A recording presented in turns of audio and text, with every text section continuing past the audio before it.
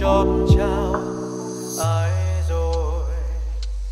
Tình yêu sao khiến cho em đã bao ngày thầm lặng, nhìn em không nói nét câu nói chỉ đời.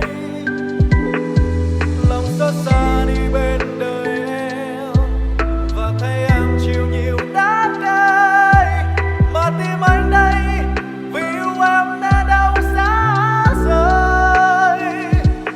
Vì em đã chót yêu ai em mãi vô tình không nhận ra, tình yêu anh đã trao em bấy lâu nay. Một trái tim bên lề rất đau vì biết em chẳng hề biết đâu, tình yêu anh đã trao em rồi.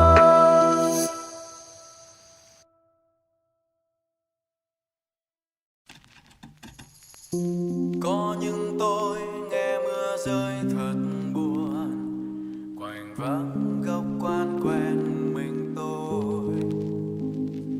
tôi đi tìm trong tôi, tìm trong hơi men cay.